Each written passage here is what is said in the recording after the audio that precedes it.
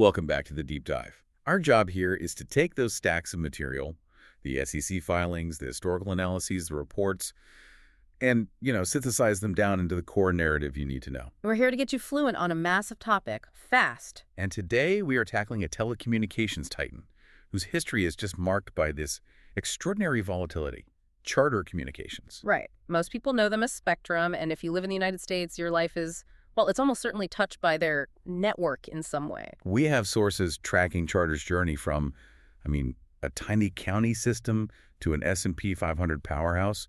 We're talking over $55 billion in revenue. On the surface, yeah, it looks like a story of just pure, relentless corporate success, all driven by scale and consolidation. But when you actually look beneath that glossy surface, what you find is a history defined by near total collapse.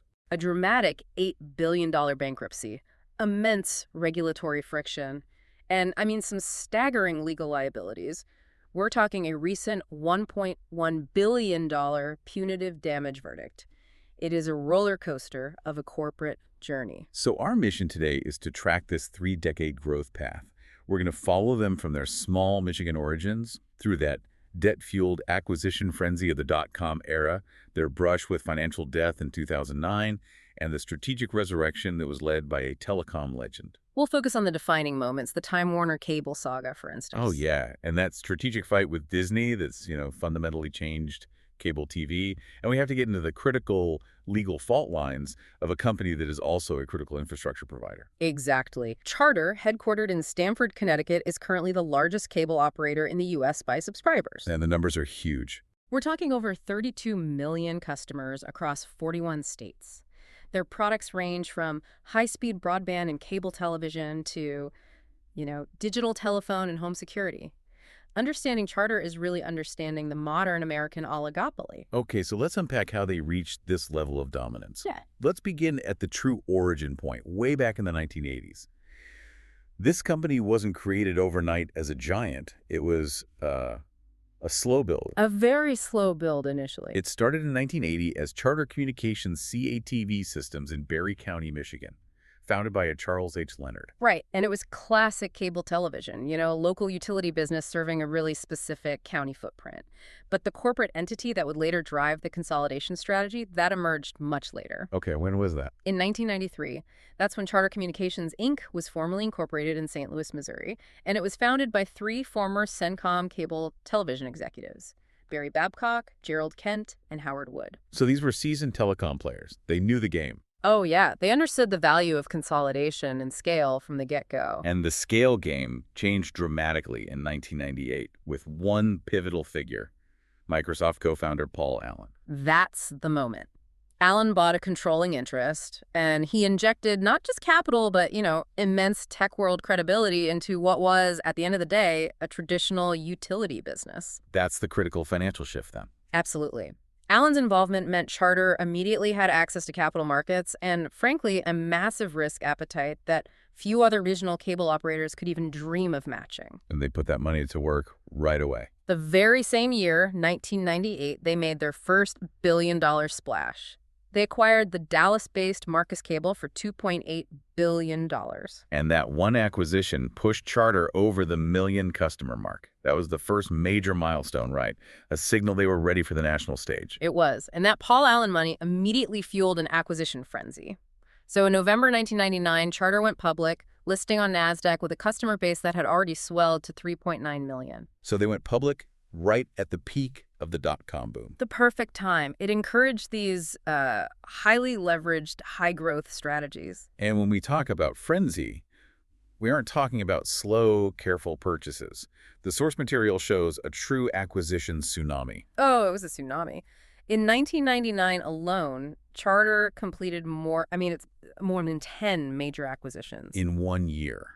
That's a staggering rate of growth. And financed largely through debt, I assume. Almost entirely. It was an aggressive move to build national scale before the major players could fully corner the market.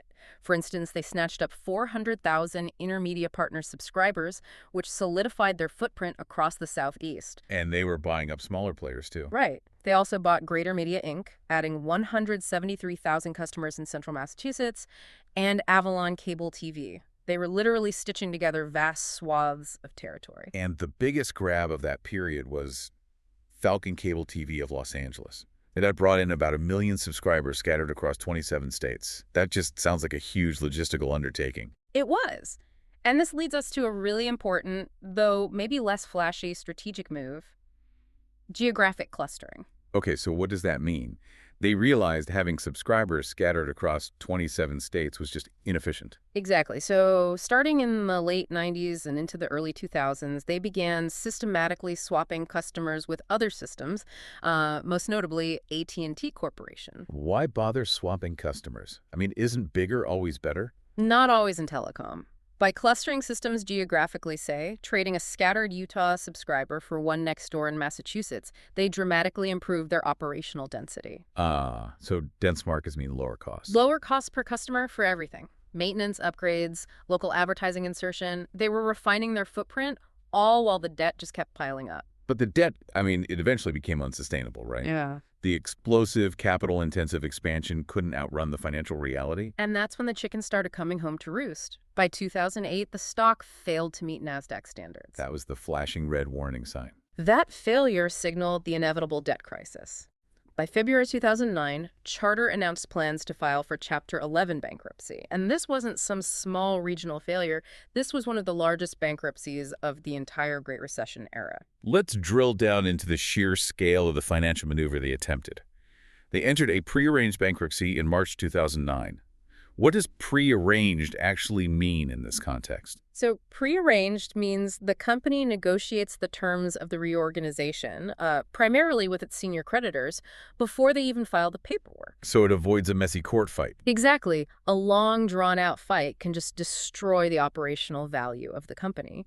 And the target, that $8 billion debt cut, was vital because the company was completely crippled by the leverage they took on during that acquisition spree. That debt was stopping them from upgrading their network. Crippling their ability to invest, yeah, to keep pace with competitors like Verizon Fios. It sounds like a total corporate reset. They were just canceling their existing financial slate. Precisely. The plan wasn't just to cut debt. They aimed to secure $3 billion in new investment immediately. And critically, they canceled all obligations to existing shareholders. Brutal for investors. Brutal, but necessary for the corporation's survival. Apollo Management, a private equity firm, was expected to take majority ownership of the whole restructured entity. And this tells you how high stakes it was.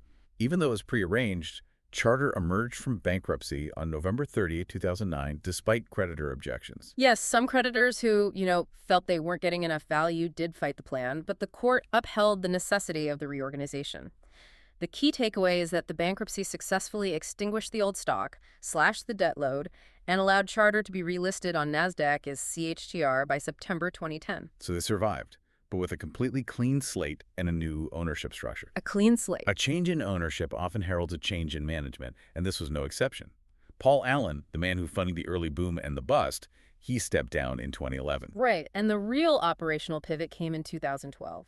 Who came in then? That's when Thomas M. Rutledge, a highly respected, longtime executive from Cablevision, was appointed CEO. Rutledge's arrival marked the beginning of Charter's modern era. And they moved the headquarters too. Concurrent with his hiring, yeah. The corporate headquarters relocated from St. Louis to Stamford, Connecticut, placing Charter right in the media and financial orbit of the East Coast.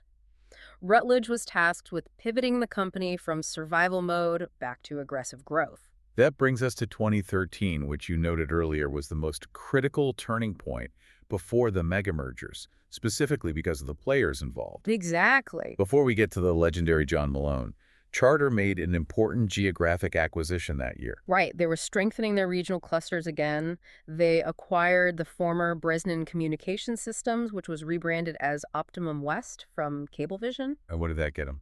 That cost $1.63 billion and strategically added 375,000 customers across the Mountain West, so Colorado, Utah, Wyoming, Montana.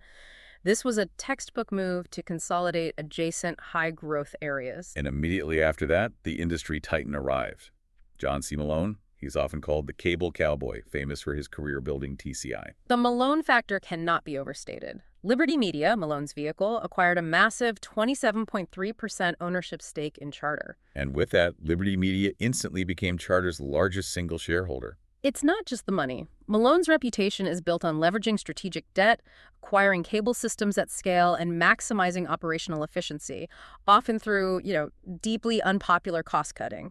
His investment wasn't just capital, it was a green light for aggressive future mergers. In fact, the financial structure was set up for exactly that, wasn't it? It was. Liberty Broadband, which eventually controlled Malone's stake, was spun off in 2014, and by 2015, Malone controlled nearly half of that holding entity. So this strategic positioning meant that Charter now had a proven, aggressive financial architect backing them, fresh off their bankruptcy reset. Precisely.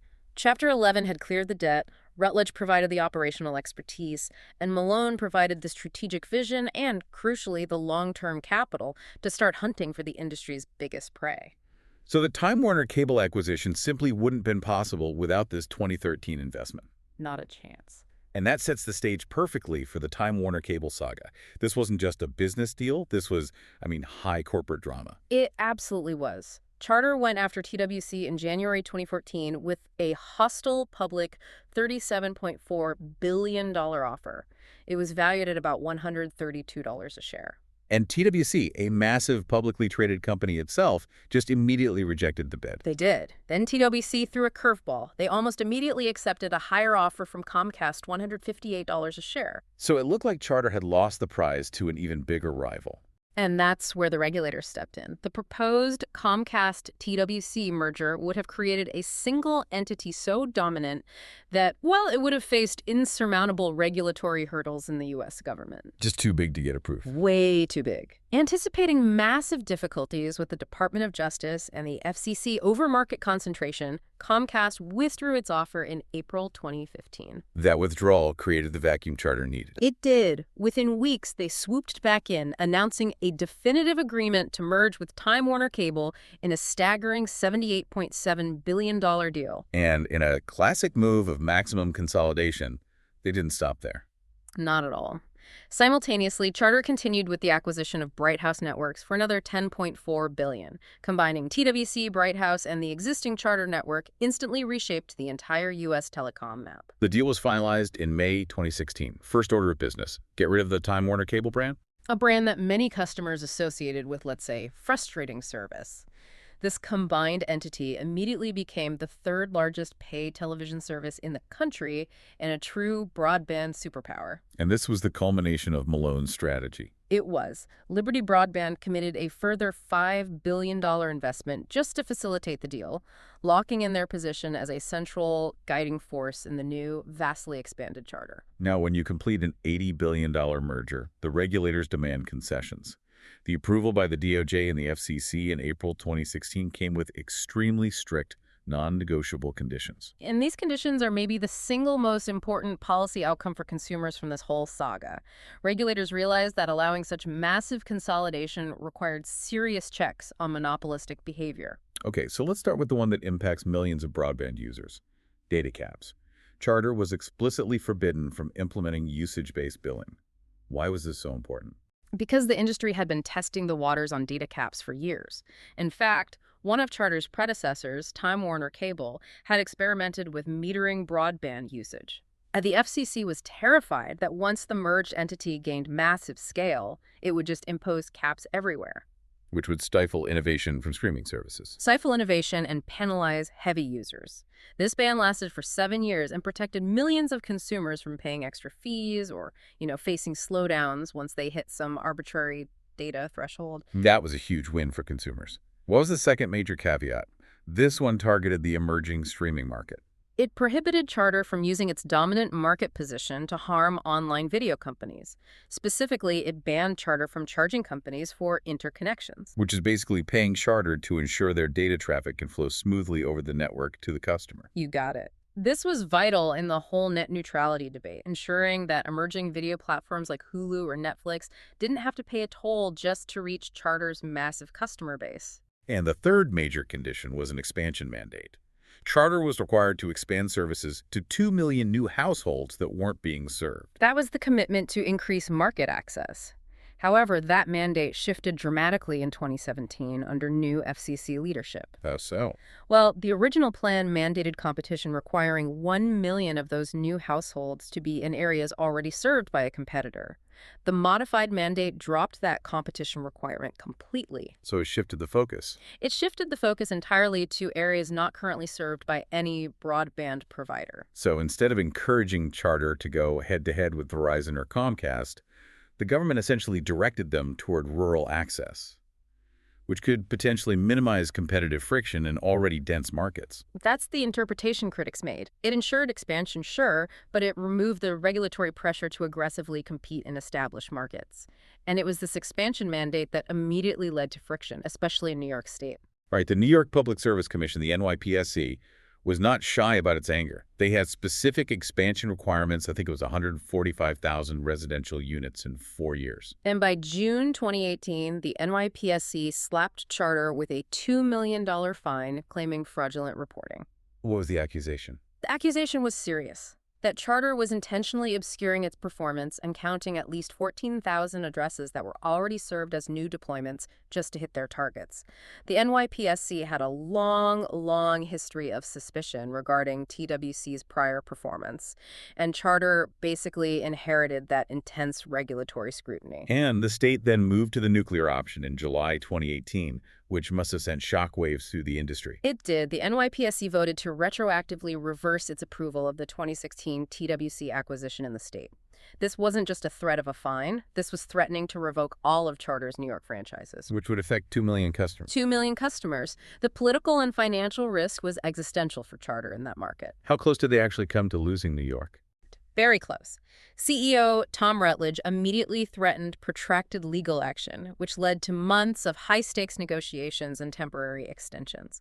The NYPSC was adamant, citing not only the fraudulent counting, but also purposeful obfuscation of its performance and repeated missed deadlines. They were leveraging the public's frustration. Immense political unpopularity of Charter Spectrum after years of TWC service complaints. Absolutely. What was the costly final resolution in 2019 that allowed Charter to keep its New York presence? Charter had to agree to new non-negotiable conditions. First, they had to complete the expansion to the full 145,000 premises outside of New York City by a new specific deadline of September 2021. And second, and equally punishing, they had to contribute $12 million to a broadband expansion fund managed by the state. It was a clear, expensive, and publicly damaging defeat, but they did retain their critical New York footprint. Charter may have been constantly fighting regulatory battles, but the company never stopped looking forward, especially when it came to the future of mobile connectivity. Right. And before we get into their mobile strategy, it's worth noting that Charter felt confident enough, even amidst the TWC integration, to reject a major suitor. Who was that? In 2017, Verizon Communications approached Charter about a buyout, and Charter simply rejected the bid. They claimed the price was too low. That shows the Malone influence again, doesn't it?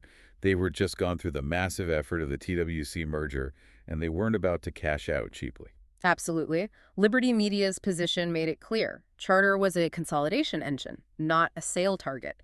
And that confidence drove their next move, the strategic wireless pact with their largest competitor, Comcast. In 2017, Charter and Comcast announced they would explore working together in the wireless space, specifically around MVNOs. We often hear that term, MVNO. Yeah. For the benefit of the listener, what exactly does that mean for Charter and Comcast? So MVNO stands for Mobile Virtual Network Operator. It means Charter, which is Spectrum Mobile, and Comcast, Xfinity Mobile, they don't own the massive cell towers and the core wireless infrastructure. They're renting it. Exactly. They operate by renting network capacity, in this case from Verizon Wireless, to offer their own branded mobile service. This lets them bundle mobile with internet and TV without the, staggering capital investment required to build a national 5G network from scratch. And the pact included a critical non-aggression provision. Yes. For 1 year, the pact required mutual consent before either company could perform any wireless-related acquisitions or mergers.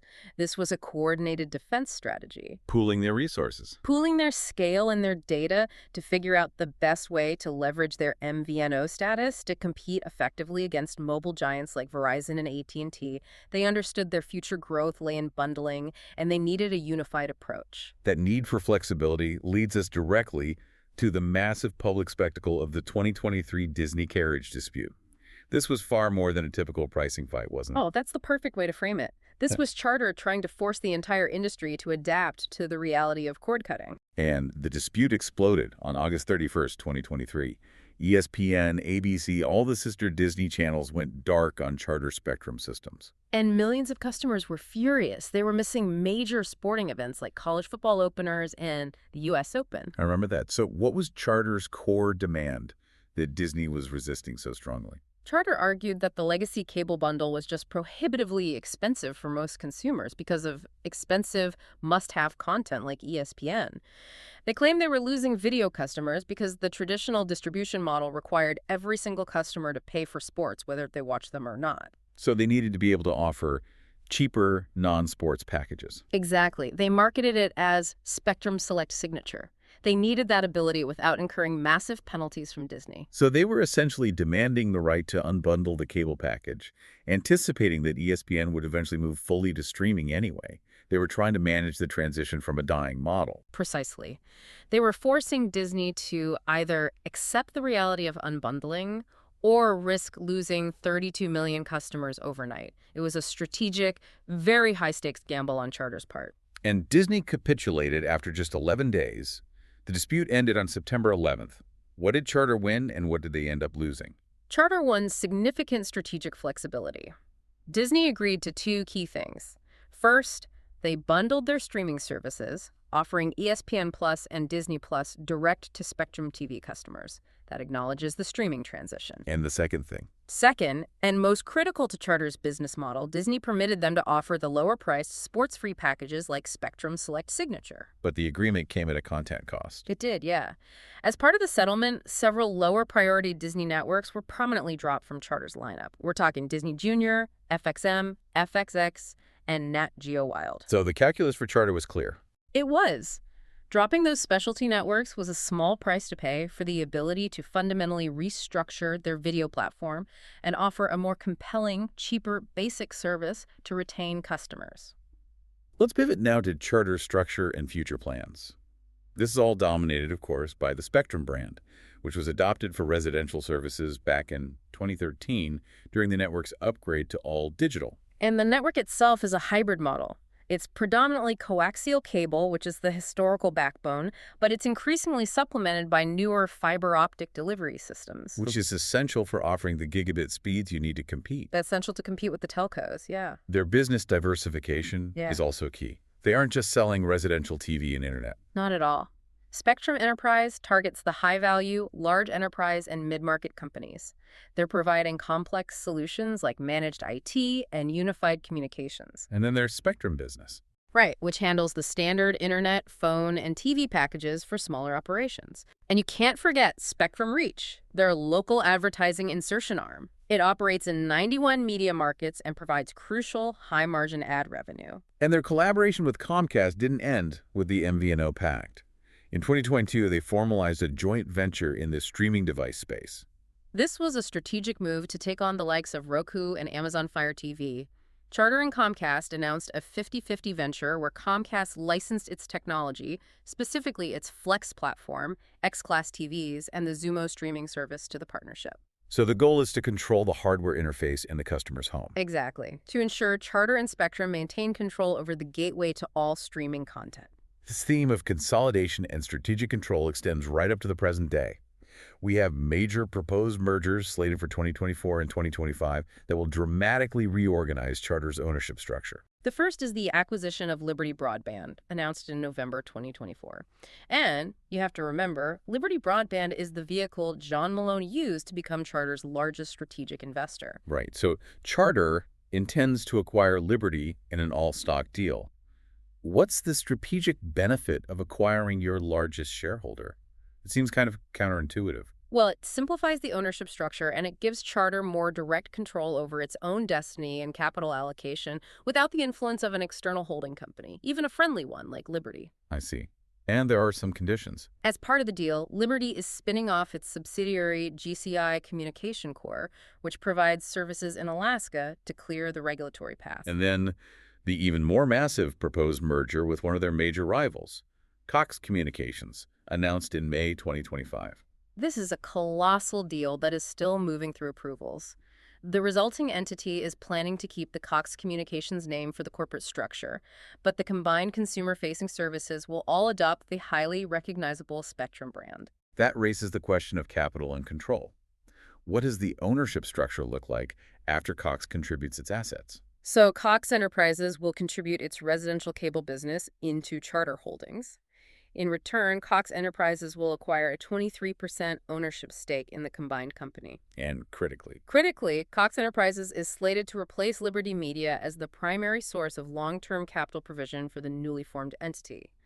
It's the final piece of the decades-long consolidation strategy, creating an unprecedented scale of operation in the U.S. market. to really understand a company of this immense scale, we have to examine the critical incidents and legal history, the things that underscore the operational risks and liabilities inherent in managing essential public infrastructure. And Charter's liability file is extensive and quite sobering. Let's begin with cybersecurity and regulatory compliance. With 32 million customers, keeping the network secure is a constant high-stakes battle. Back in 2015, security researchers found a major website vulnerability. They did. The flaw exposed subscriber account numbers, modem serials, and specific home addresses for under 1 million customers. The vulnerability stemmed from, well, poor design choices. The site relied on manipulable IP addresses for identification. Which means bad actors could trick the system into revealing information. Essentially, yes. Charter patched it quickly, but it was a serious failure in basic data hygiene. More recently, in 2023, they faced a different type of breach via a third-party vendor, which is a common point of failure for large organizations. That's right. That breach exposed data on about 550,000 customers. And while financial data was secure, personal identifiers like names, addresses, and account numbers were exposed. It just highlights the growing complexity of supply chain risk management. But the risks aren't just criminal, they're state-linked. In 2024, the sources detailed that Charter was compromised in a large-scale cyber-espionage campaign. This campaign was attributed to the Chinese state-linked group Salt Typhoon, which targeted unpatched networking hardware across several U.S. telecommunications companies. And this is a fundamental risk shift. Also, It moves from just protecting customer credit cards to protecting core national infrastructure from foreign state actors who are looking for strategic intelligence or, disruption capability. speaking of core infrastructure, in 2024, the FCC fined Charter $15 million related to 9/11 services. What was the failure there? The fine was very specific. Failure to properly notify emergency call centers about network and 9/11 outages. In a utility role, timely notification is mandated. And these outages were caused by attacks. Some were attributed to a denial of service attack, meaning external threats were disrupting emergency services, and Charter failed to follow a protocol to alert the call centers, which could potentially delay response times. It just highlights the regulatory consequence of being an essential provider. This brings us to physical security, which took a really high-profile turn in June 2025 with the Van Nuys incident in California. This was physical sabotage. It was severe and deliberate. 13 fiber optic lines containing over 2,600 individual fibers were intentionally severed in Van Nuys. This was not a random event. It was a targeted act of destruction. And the disruption was immediate. Immediate and widespread. It disrupted service for over 50,000 residential and 500 business customers. And critically, it knocked out emergency services for up to 30 hours. Charter publicly described this as an act of domestic terrorism. Yeah. That's a highly charged classification. It is, and Charter has a clear strategic interest in raising the stakes. Labeling it domestic terrorism pushes the incident onto the federal stage. It could justify increased federal protection, funding, and legal scrutiny against perpetrators. But the LAPD had a more measured view. They did. They stated they were investigating the cutting of communications lines simply as vandalism. So what's the practical difference between vandalism and domestic terrorism in this context? The legal and resource implications are massive. Vandalism is a property crime handled by local police. Domestic terrorism triggers federal agencies, massive investigatory resources, and carries vastly enhanced criminal penalties. So Charter's insistence reflects a recognition that these networks are now national security assets. I think so.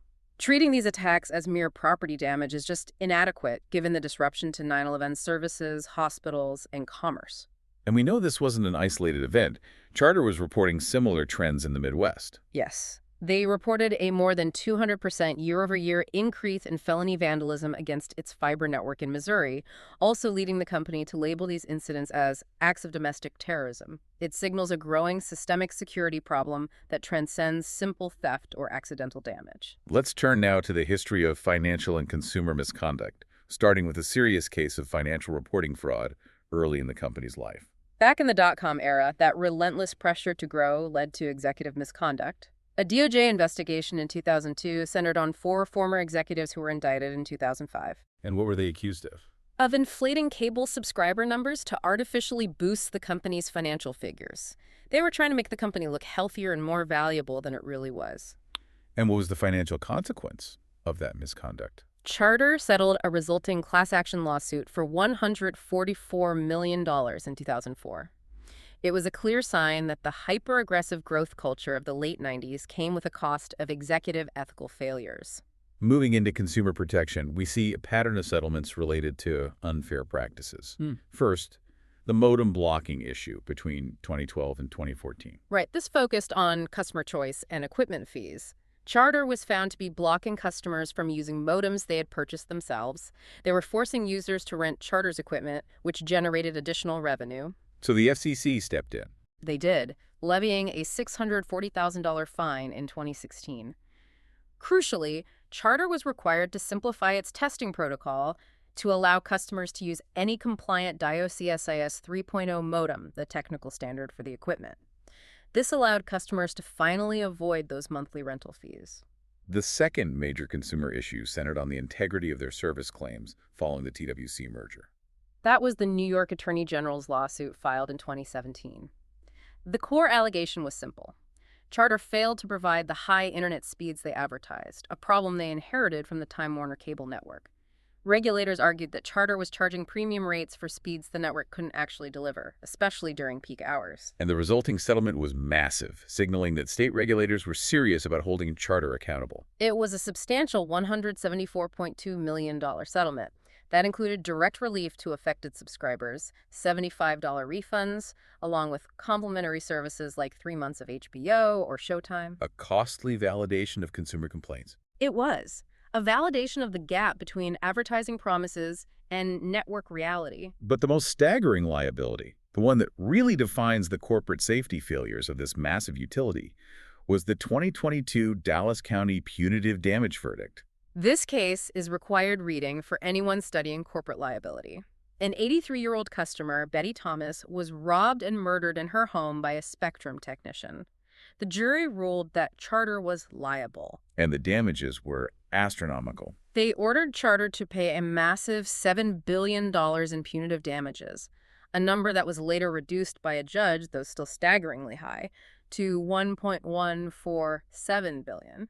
The key takeaway here wasn't just the tragic criminal act itself, but the corporate negligence that enabled it. Exactly. The victim's lawyers successfully argued that the technician had a history of disciplinary issues and suspicious activity, and that Spectrum's hiring and internal safety protocols represented systemic safety failures. They contended that Charter allowed this employee access to customer homes when they absolutely should not have. And the case took an explosive turn when it was revealed that Spectrum had attempted to manipulate the legal process itself. That's where the punitive damages truly came into play.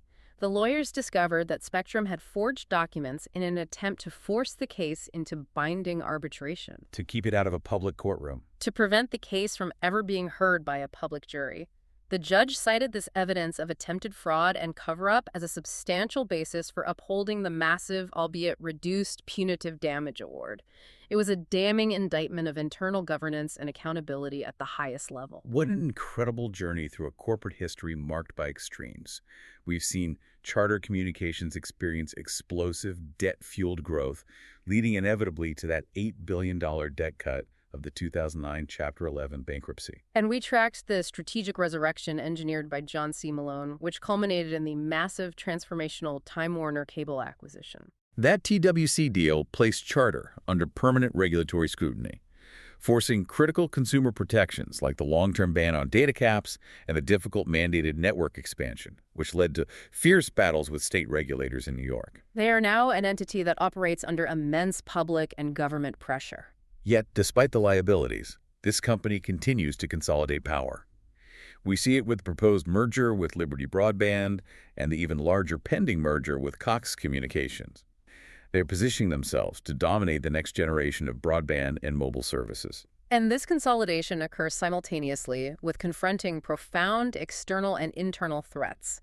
Sophisticated cyber-espionage from state-linked groups, the $15 million FCC fine for failing to manage emergency services reporting, and the frightening trend of targeted infrastructure sabotage like the 2025 Van Nuys fiber cuts. And that $1.1 billion punitive damage verdict for systemic safety failures serves as a constant, sobering reminder of their operational liability. A very constant reminder. And that leads us to our final thought for you to chew on as you reflect on this deep dive. We've detailed a company that serves as essential infrastructure, but has been repeatedly penalized for failing to meet expansion goals and consumer safety expectations. Given the high-profile fiber optic sabotage incident in 2025 and the company's insistence on labeling infrastructure attacks as domestic terrorism instead of mere vandalism, how might this heightened security classification shift the public conversation? If we treat these networks as national security assets, who should bear the massive costs? The public, the government, or the colossal consolidated companies that profit from running them? Think about the shifting definition of infrastructure protection in the face of profitability, and thank you for joining us for this deep dive.